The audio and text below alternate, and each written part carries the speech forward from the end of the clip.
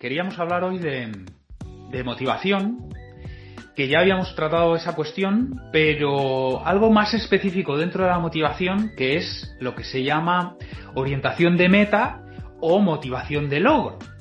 Entonces, habíamos hablado de motivación, que son los motivos por los cuales yo me embarco o engancho con el fútbol, con la escalada o con la fotografía de naturaleza, ¿no? ¿Por qué emprendemos las actividades, los proyectos, los hobbies que emprendemos? ¿Por qué a mí me sedujo el fútbol y no el pádel? Bueno, eso es la motivación y eso es un proceso, digamos, individual, que vivo yo en primera persona. A mí me sedujo el fútbol y no el pádel, ¿no? Vale, pero luego estaba el clima motivacional, que son las acciones que lleva a cabo el entrenador, por ejemplo, para intentar fomentar en mí pues una motivación más intrínseca o extrínseca. Entonces teníamos el concepto de motivación y teníamos el concepto de clima motivacional. Pero dentro de la motivación, insisto, hay un subárea que sería lo que se llama orientación de meta o también motivación de logro, que es cómo afrontas las situaciones donde hay un logro posible. Dicho en términos más concretos, la competición.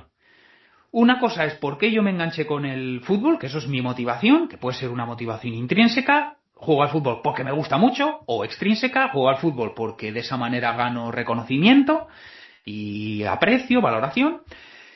Pero luego, dentro del fútbol, ¿cómo enfoco yo la competición? Cuando tenemos un torneo, ahora que está siendo el torneo San Bernabé, o cuando tenemos estos últimos partidos de liga que puedan ser más o menos decisivos, ¿cómo enfrento yo, cómo concibo, cómo me represento, cómo me oriento yo hacia ese partido?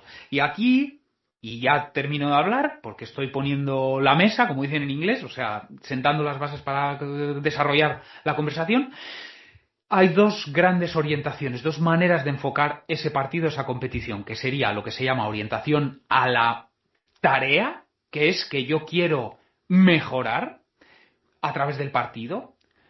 Para eso juego el partido, va a ser una oportunidad para mejorar, eso es orientación a la tarea, y luego hay orientación al ego, que es que yo quiero demostrar a través del partido. En el caso de orientación a la tarea, yo me comparo conmigo mismo. Voy a ver si lo hago mejor que la última vez. En el caso de la orientación al ego, yo me comparo con los demás. Yo quiero demostrar que soy mejor que los demás.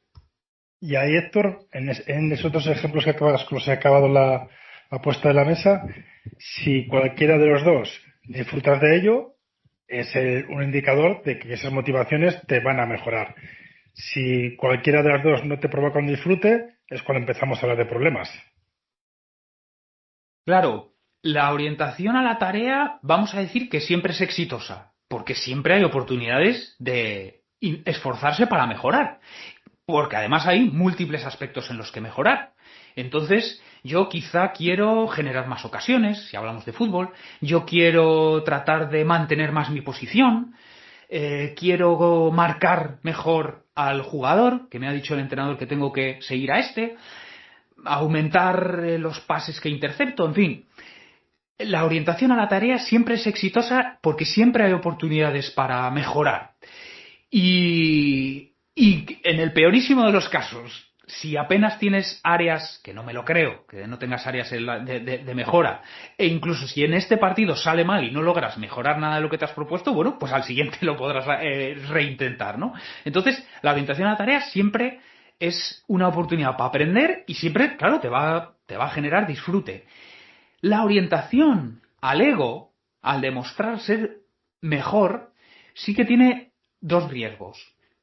Uno es lo que se llama orientación al ego por evitación, que es cuando quieres demostrar que no eres peor. O sea, quieres no perder. No vas a ganar, vas a no perder. Tienes miedo a perder. Imagínate, es una Copa del Rey y el Racing, estando en segunda, se enfrenta al Barcelona, que es el primero de primera. El primer equipo de primera división. Entonces, claro, ahí podrías tú, ya sé que estoy poniendo un ejemplo adulto, pero para que nos entendamos, seguramente el entorno del Racing les diría, por favor, que nos metan 25 goles. Entonces tú estarías fomentando una orientación al ego por evitación. que no hagas el ridículo, con perdón, ¿no? Por hablar rápido y mal. Entonces, realmente lo que estás infundiendo es el miedo a perder. Y el miedo nunca es, por supuesto, no se disfruta el miedo y luego te impide también que aprendas, porque vas en Eso tensión es. y vas simplemente, en el mejor de los casos, a salvar los muebles. Ese es Es un primer importante problema. remarcarlo desde el punto de vista de educadores. Cuando tú fomentas la presión respecto a no fallar o a no quedar retratado, que es algo que se usa a veces en el argot, frente a otros, vas casi siempre a neutralizar la posibilidad de que aprendan. Van a jugar a no fallar, van a jugar a protegerse o van a jugar a no exponerse. Y esto es bastante habitual verlo incluso en el mundo profesional, ¿verdad, Samu? Sí, sí es verdad que creo que esta motivación negativa, podemos decirlo de alguna manera, porque bloquea evidentemente tu mejor versión o el poder acceder al juego de una manera óptima. Sí que creo, y me baso en mi experiencia nada más, que tiene un factor más individual. Quiero decir, y por parte del educador, mucho más implícito. No es como que ese mensaje te llegue como no voy a quedar mal o no quiero que nos metan una goleada, sino que es con el tipo de decisiones, igual con el sistema que utilizo, pues normalmente jugamos 4-3-3, que puede ser más ofensivo que un 5-3-2, por ejemplo, o a la hora de preparar la semana, en cuanto tengo un fallo defensivo que antes el míster no me lo corregía, pues esta semana, como vamos a jugar contra un equipo que supuestamente es mejor que nosotros o mucho mejor, pues entonces me empieza a corregir algo que antes no me corregía, o empezamos a entrenar las acciones a balón parado en contra todo el rato cuando antes no lo hacíamos. O sea, quiero decir que no es un mensaje tan explícito, sino que se puede de alguna manera extraer del Te día a día. contagia, ¿no? Eso es, de los cambios que se producen en la forma de afrontar un partido cuando crees que eres inferior. Y de hecho puede ser el estilo incluso de algunos entrenadores, ¿no? Minimizar posibilidades de error, pero infieren esto a los jugadores. Tú decías el otro día, claro, estamos hablando de profesionales, ¿verdad? Y cuando hablamos de niños, por supuesto, hay que dejar tajante que esto no se puede plantear porque inhibe la posibilidad de aprender, o sea, no van a mejorar. Y hay niños que se han pasado entrenados así toda su vida, con lo cual no mejoran, solo dan lo que tienen, se defienden. Claro. Pero el otro día ponías tú un ejemplo, Samu, muy claro, que decías de un jugador, un central, que pues decías hasta el nombre, que jugaba siempre como contenido, hasta que un día el entrenador le dijo, el fallo es mi responsabilidad, juega sin miedo a fallar. Y que de repente pegó una explosión de cambio de juego, ¿no? Sí, exactamente, porque a veces justo el contexto que se genera dentro del juego tiene tu foco, ¿no? Tu punto de vista. Cuando todos los estímulos externos hacen que tu punto de vista sea el de que no tengo que fallar, pues como decimos, pues te bloqueas, no intentas nada nuevo, intentas minimizar las acciones de riesgo y posiblemente cuando falles pues tenga un impacto mucho más dañino que en otra situación. Sin embargo, cuando alguien asume esa responsabilidad por ti, en el caso que comentas el entrenador, pues parece que te liberas de todo eso y que tu realidad, siendo la misma, ha cambiado porque tu foco es distinto. Entonces dices, oye, si yo puedo meter el balón ahí, en el caso de un central, igual meter un balón a un centrocampista, un balón interior, ¿no? Entre las líneas rivales, y de porque si fallo, bueno, pues voy a intentar resolverlo, pero si meten gol, pues no pasa nada, pero tengo que intentarlo, porque es la manera de aprender. Y aplicado esto en el contexto profesional, pues imaginaros lo importante que puede ser para el rendimiento. Pues si lo trasladamos al fútbol educativo o a cualquier deporte, porque en todos los deportes hay fallos que se quieren evitar y que coartan la libertad de los jugadores y las jugadoras, pues van a aprender así. Y no va a hacer falta que tengan que desaprender, que se enfrenten a esto cuando son adultos. Por lo tanto, es ganar tiempo. Yo lo veo como tan fácil como eso, ¿no?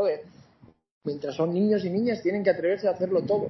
En el entrenamiento puede haber más correcciones, pero nunca tienes que fomentar que se genere ese miedo a fallar, ¿no? Porque Y además, Samu, que lo corroborará Héctor, que se atrevan a hacerlo todo es la fórmula para que aprendan más, pero también para que se motiven más y mejor. Exactamente, exactamente. Cuanto más responsabilidad le das, ¿no?, al jugador, más capaz se puede llegar a sentir y más partícipe también.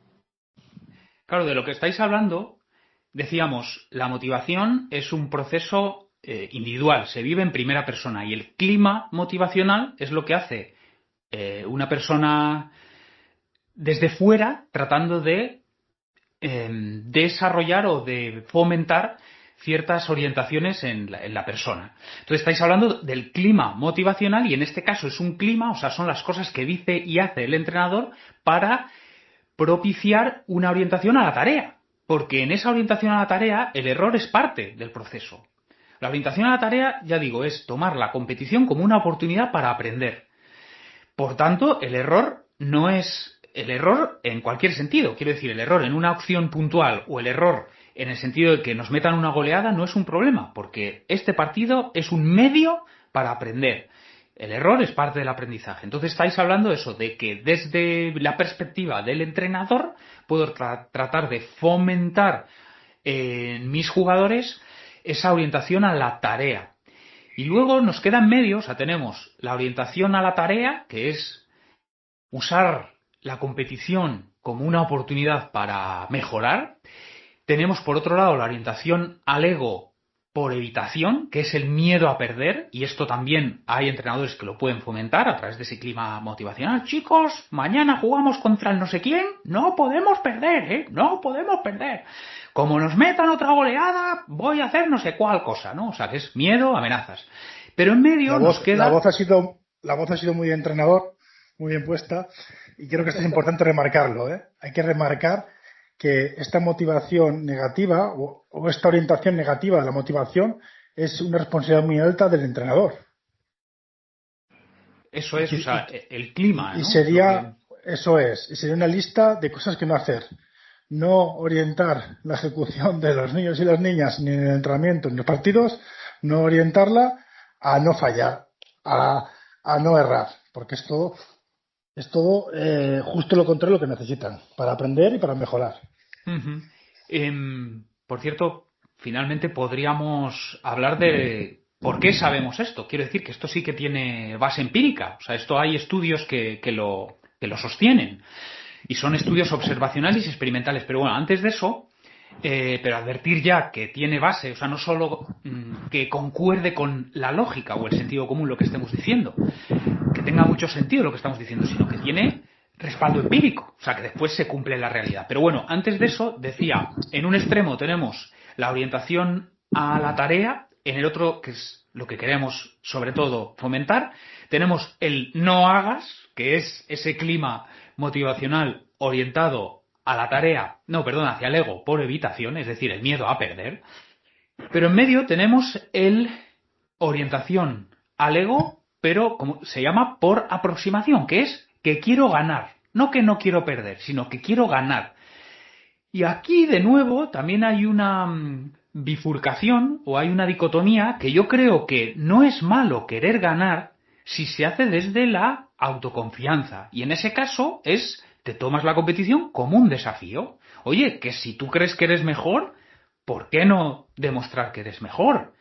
A ver, en categorías inferiores, no lo sé, pero en cierto momento, o sea, yo creo que unos cadetes, unos juveniles, si son mejores, ¿por qué no? O desde el punto de vista individual, si yo sé que soy un gran goleador, ¿por qué no proponerme meter un par de buenos golazos en el partido de hoy?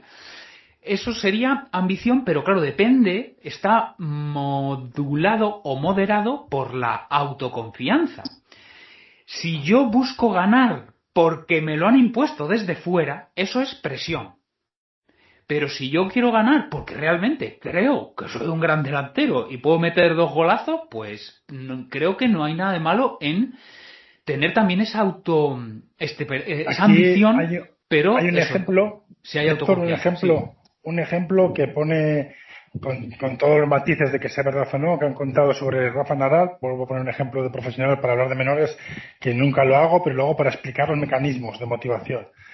Y pues, parece ser que en una final que jugaba Rafa Nadal muy joven con su tío se interrumpió la final por lluvia y su tío le imploró ganar y la presionó por ganar. Y parece ser que Rafa, que tenía orientación mucho motivacional, mucho más certera de lo que el tío buscaba, le dijo: yo voy a hacer todo para ganar. Es decir, no voy a perder la final. Si eso me la va a ganar él. Pero si me gana hoy, vuelvo el próximo año y le gano. Creo que ilustra bien lo que decías, el tipo de motivación orientada a la competición, ¿no? Sí, eso, o quizá en el argot o en la jerga popular, quizá hablamos hambre, ¿no? Hambre competitivo o hambre de... Y en inglés dicen bold, que se traduce literalmente como negrita, ¿no? O sea, el texto que subrayas bold es en negrita, ¿no? Y hay gente eso que también la mala prensa los llama chulos, ¿no? Pero yo creo que si sabes cuáles son tus puntos fuertes, también tienes puntos débiles y seguramente los conoces, pero si sabes cuáles son tus puntos fuertes e incluso cuáles son los débiles de tu rival, ¿por qué no explotarlo y por qué Claro. no salir a por Eso, todas, no? eso es competir y competir bien. Hay también un ejemplo que estas personas que están orientadas en este tipo de competición, cuando pierden, no pierden el control. Saben que han perdido, obviamente les afecta la derrota, pero no suelen orientar su valía solamente a ganar, sino a saber que vacían todo. Esto lo explica también en su biografía, esto es que es una fuente fidedigna, Johan Cruyff, cuando perdió el Mundial, que todo el mundo pensaba que iba a ganar Holanda, que no lo perdió, no lo ganó simplemente. Él dice, yo no estaba triste. Dice, obviamente me decepcionó no ganar, pero creo que jugamos los que mejor el Mundial y que además tenemos el mejor equipo, pero no ganamos, no pasa nada. Y el próximo año lo vamos a volver a intentar. Pero eso que, y aquí, bueno, ya ahora le dejamos intervenir a Samu, que nos hable de lo que voy a decir ahora, que es, la clave es que ese entrenador te ayude a desarrollar autoconfianza. Y esto se hace, claro, ayudándote a conocerte, o sea, a saber cuáles son tus puntos débiles, cuáles son tus puntos fuertes, y también a rescatar evidencias, ¿no? A decirte, pues, ¿por qué yo creo que eres un gran finalizador? Pues porque el otro día hiciste esto, porque en aquel entreno me mostraste esto, porque en aquella otra ocasión hiciste esto. Entonces eso es trabajar la autoconfianza y no está mal tener ese hambre. Que luego saldrá lo que tenga que salir, pero... Y vuelvo a poner un ejemplo... Bueno, no, mira, iba a decirle la chilena de Villalibre. Que eso sale de la autoconfianza. O sea, si tú no crees que eso puede salir bien, no te arriesgas a hacer esa virguería. Pero bueno, otro ejemplo, ahora que está siendo el Giro de Italia, cuando tenía 18 años, bueno, que es verdad, ya sería estrictamente mayor de edad, pero, o bueno, no siquiera sé si quizá era sub 18, Tadej Pogačar, precisamente lo que le llamó la atención al ojeador del UAE, que es el equipo donde ahora corre, pues fue que en un campeonato, nada, sin ninguna trascendencia de Eslovenia, tenía 17 años y se atrevió a disputarles el puerto final de la carrera a hombretones mucho más mayores que él. Y entonces lo que le llamó la atención fue esa autoconfianza y ese hambre competitivo. O sea, no creo que Tadej quisiese demoler o machacar a aquellos hombretones hechos y derechos, pues imagínate, de 28 años. Lo que quería era demostrar que lo vale porque cree que lo vale. Entonces esto sí que es algo que pueden hacer los entrenadores, que es, primero, analizar con cuidado el perfil de cada uno de sus jugadores. ¿Para qué? Para identificar los puntos fuertes y desarrollarlos y desarrollar que esta persona cree en sí misma, ¿no? O sea, que confíe en ese punto fuerte o esos puntos fuertes que tiene. Y no sé si puede ponernos algún ejemplo de desarrollar la autoconfianza. Sí, le doy pie a Samu, porque esto que estás hablando tiene que ver con el feedback Massive Up, que podemos hablar eso el próximo día, y también de cómo es más interesante partir de las fortalezas de las personas para desarrollarlas en plenitud que partir de las carencias. Pero Samu el otro día ha jugado un partido en el que ha tenido que motivar a su plantilla y que además, a pesar de jugar bien, no han ganado. Todo lo que estás diciendo lo ha vivido él hace 15 días en el partido más importante de la temporada. Y puede poner ejemplos de adultos, de profesionales, porque los mecanismos teóricos de la motivación son los mismos. La diferencia es la madurez para identificarlos de los menores y también de que ellos tienen la obligación de aprender, a diferencia de los profesionales. Sí, yo creo que todo esto tiene mucho que ver con lo que ya hemos hablado en algún momento de las expectativas, ¿no? Que el entrenador tiene sobre su grupo y que si además se mantiene en el tiempo, pues generan esa confianza que yo deposito en ellos, pues de manera autónoma, ¿no? Hablábamos del efecto Galatea.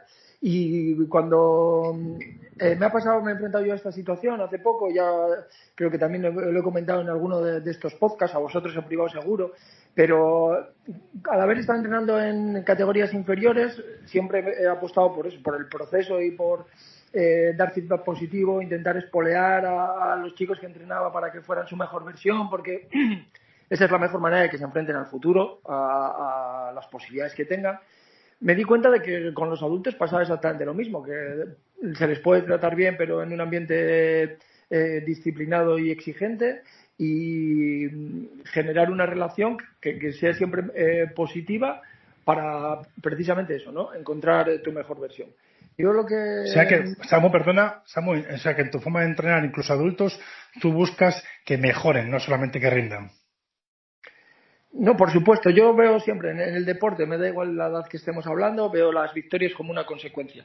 El que es deportista sabe que no hay algo que pueda cambiar trascendentalmente en un día, estamos hablando de la competición, sino que siempre es fruto del trabajo, ¿no? De lo que has hecho durante la semana, en el caso de fútbol, que ya estamos tanto en la inmediatez que se prepara todo el mundo el microciclo, ¿no? De la semana para el rival, sobre todo en profesionales, pero en una temporada regular, pues también es un premio justamente a eso, ¿no? A ese trabajo que has ido haciendo a lo largo de toda la temporada. Pero si hablamos de atletas olímpicos, por ejemplo, pues imaginaros entrenar un ciclo olímpico de 4 años para una prueba que seguramente no, la mayoría, cuando no estamos hablando de deportes de resistencia, pues sea de un instante, ¿no? Pues todo esto habla de eso, de que el proceso es lo que te va a hacer que el resultado sea uno u otro.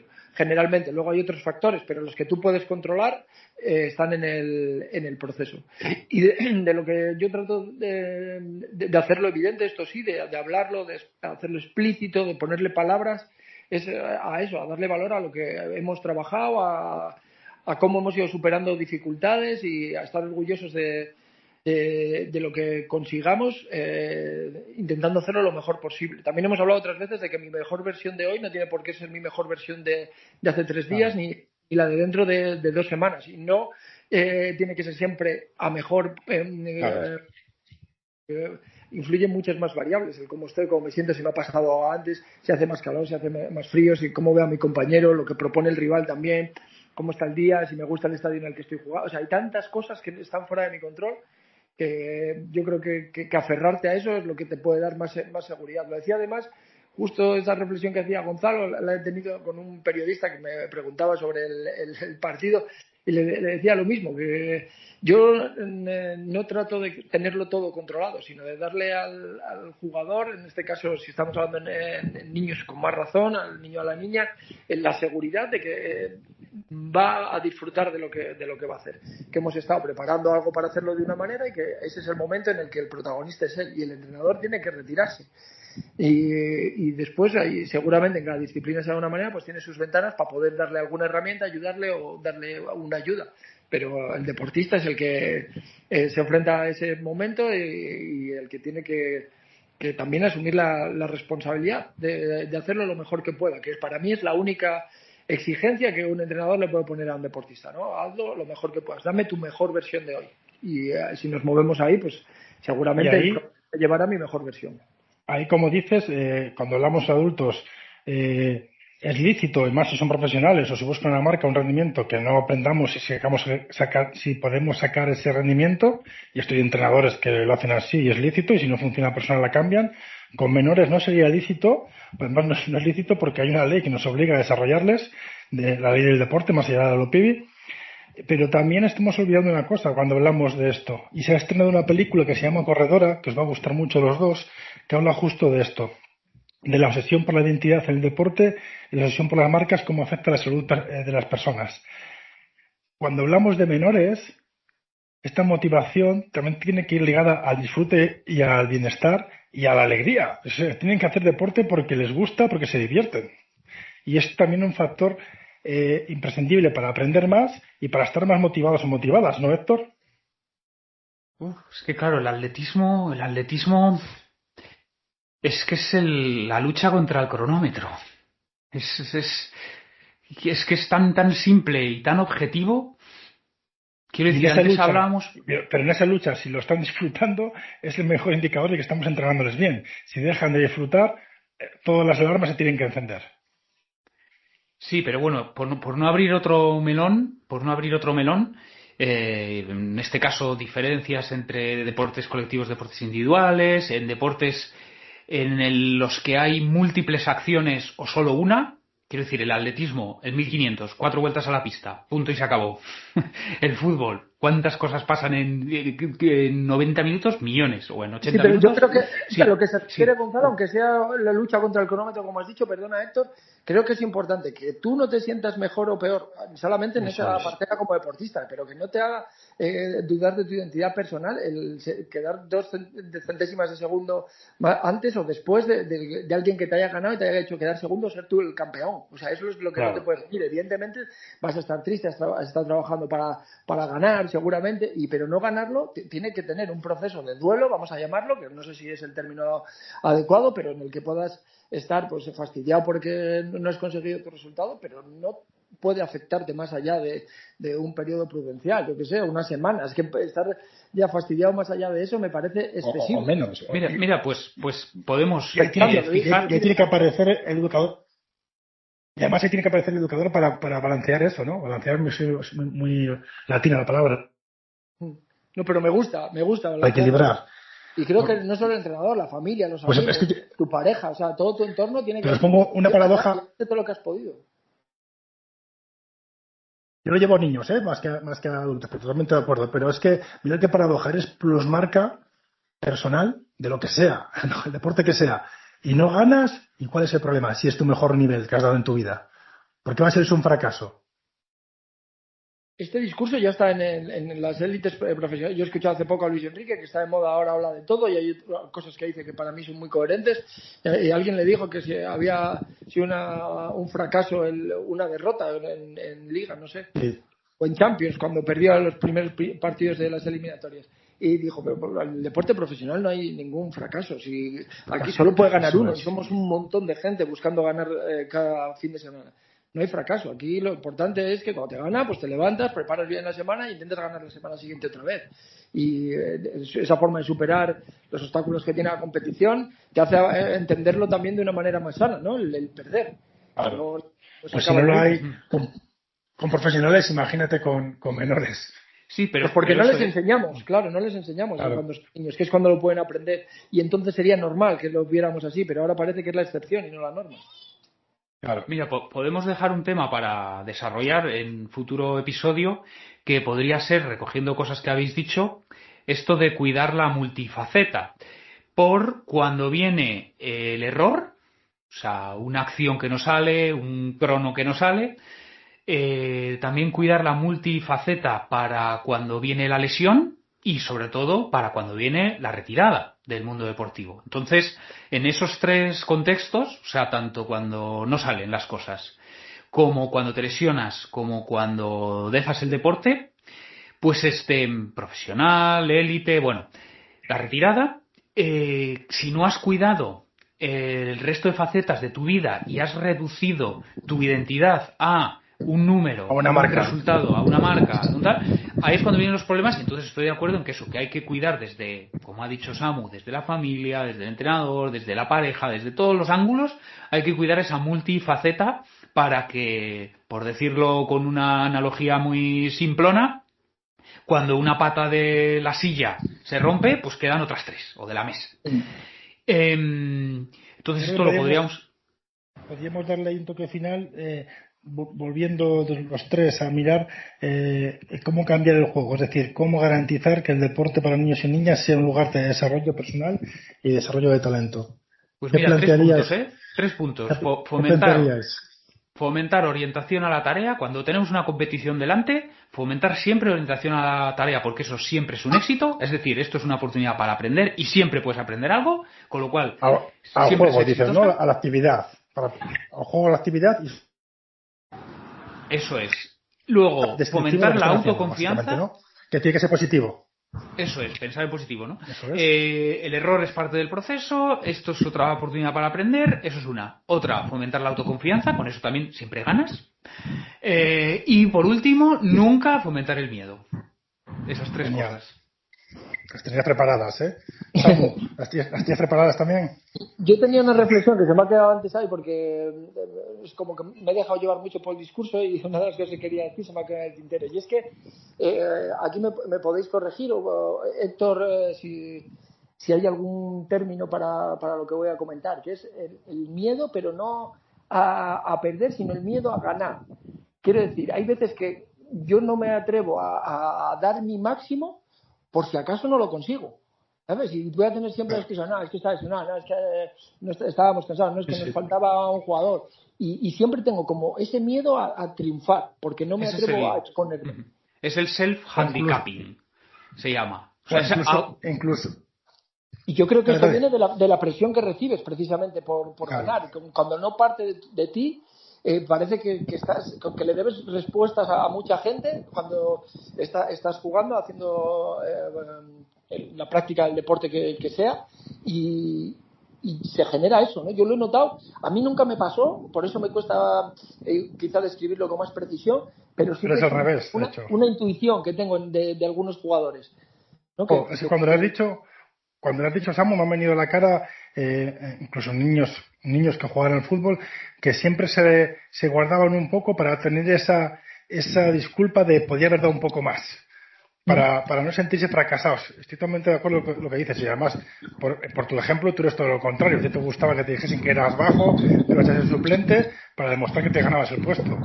Es que encontrabas la motivación en el reto, justo lo contrario.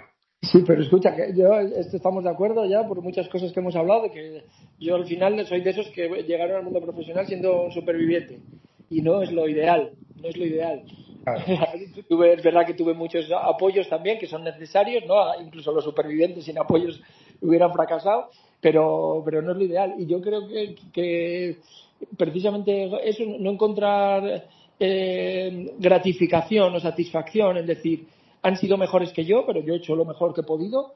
Creo que es donde nos estamos confundiendo. El otro día también, después de ese partido del que hablabas tú, Gonzalo, hemos tenido otro que ha sido el que definitivamente nos ha dejado fuera de la competición, y yo he visto a mi equipo que ha tenido ese periodo de duelo instantáneo. O sea, que sí que les ha fastidiado quedar eliminados, pero he reconocido en sus miradas, incluso en sus actitudes, en cómo estaban hablando, que decían, lo hemos hecho lo mejor que hemos podido. Y no nos ha podido pasar porque el rival nos ha ganado, por las circunstancias que rodean del juego, pero nos hemos vaciado, ¿no? Que también nos habíamos quedado por 10, y eso es como que te da también esa sensación de que tienes que apurar más el esfuerzo, ¿no? ¿Cómo era el término, Héctor, que dijiste?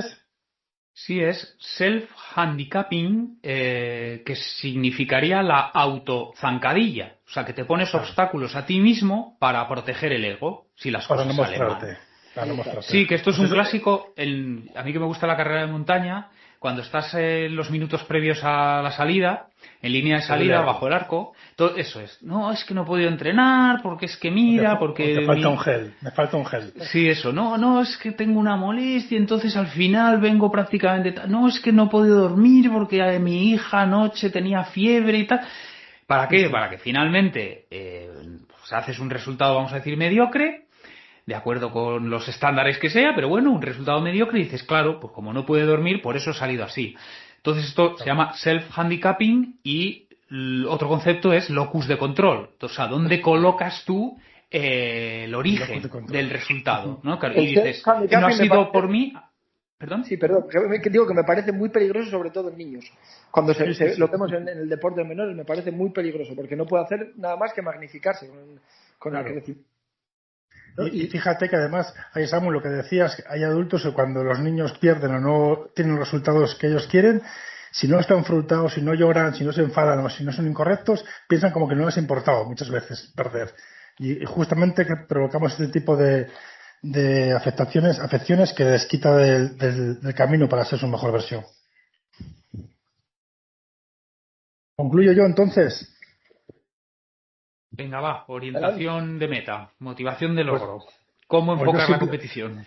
Simplemente mirando desde el punto de vista de educadores de menores, si no hay disfrute, posiblemente no están en condiciones de aprender el máximo ni de llegar al máximo de su potencial. El disfrute es el mejor indicador para saber si estás entrenando.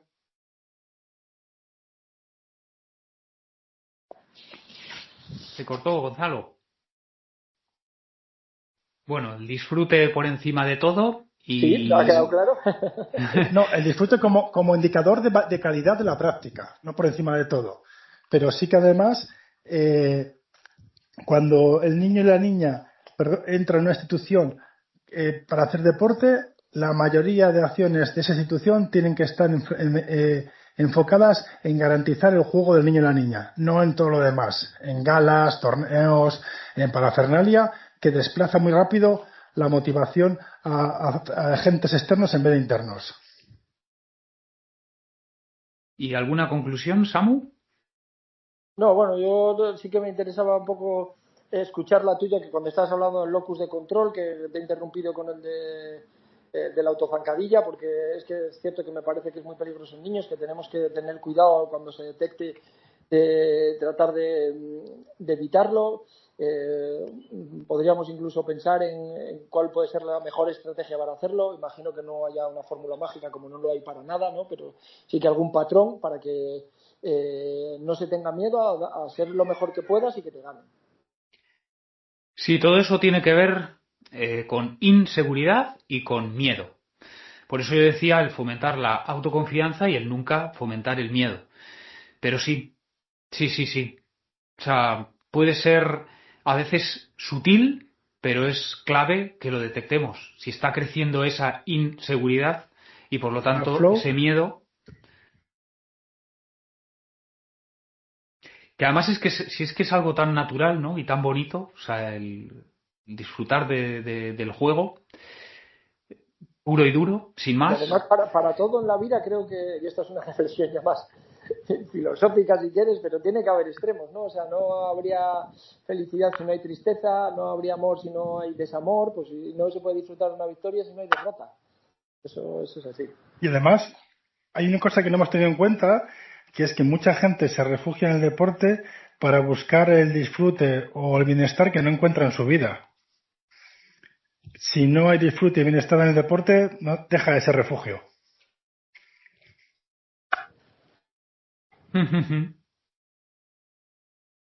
Pues tanto para los apasionados del deporte, que lo sigan siendo, como para quienes han llegado al deporte como refugio de otras situaciones que no les gustan, que es el único espacio donde disfrutan,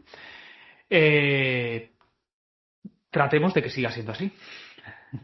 En los dos casos, o sea, del apasionado que mantenga la pasión, del que busca refugio que mantenga ese carácter o esa naturaleza de refugio. Y que lo encuentre. Y esto casi nos lleva a la zona flow, para otro episodio, porque no se puede estar en zona flow si te encuentras muy amenazado o presionado, pero lo haremos el próximo día. Un placer, como siempre. Muchas gracias. Lo mismo, un placer.